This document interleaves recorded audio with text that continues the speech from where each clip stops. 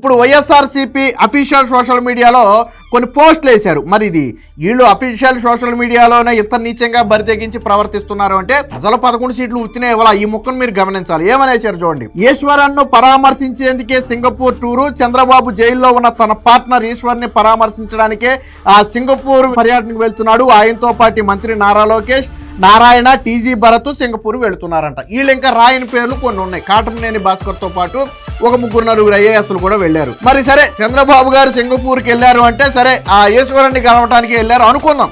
నీ భాషలోనే కాసేపు అనుకుందాం. వెనకమాల నారా లోకేష్ని ఎందుకు తీసుకెళ్లారు, భరత్ని ఎందుకు తీసుకెళ్లారు, నారాయణని ఎందుకు తీసుకెళ్లారు, దాంతోపాటు ఒక 4 ఐఏఎస్ అధికారులను ఎందుకు తీసుకెళ్లారు, ఈవెన్ మీకు గోపీచంద్, పుల్లెల గోపీచంద్, ఇంటర్నేషనల్ షట్లర్ అయినటువంటి పుల్లెల గోపీచంద్, కోచ్ పుల్లెల గోపీచంద్, ఆయన కూడా తీసుకెళ్లారు. ఆయనకి రాజకీయాలకి సంబంధంలా. మరి ఎందుకు తీసుకెళ్లారు? చంద్రబాబు గారు ఒకళ్ళే పర్యటనకి వెళ్ళి ఉంటే నువ్వు అన్నదే నిజమేమోనని మనం కూడా కాసేపు అనుకుందాం. ఇంతమందిని తీసుకెళ్లారు. పోనీ చంద్రబాబు గారు దిగింది మొదలు ఏ రోజైనా సరే ఆయన ఏం చేశాడో తెలియకుండా ఉందా?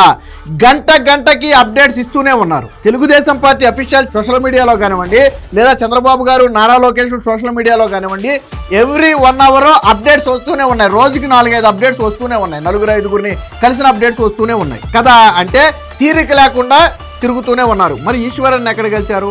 పోనీ నీ సాక్షి గుమస్తాలు ఎవరైనా అక్కడ ఉంటే, ఈశ్వరాన్ని కలిసినట్టు చంద్రబాబు గారు నీ దగ్గర ఆధారాలు ఉంటే, పోనీ అక్కడ మీడియాలో ఏదైనా చంద్రబాబు గారు వచ్చి ఈశ్వరాన్ని కలిశాడని ఎక్కడైనా పెట్టుంటే నువ్వు ప్రూఫ్ చూపించి మాట్లాడు.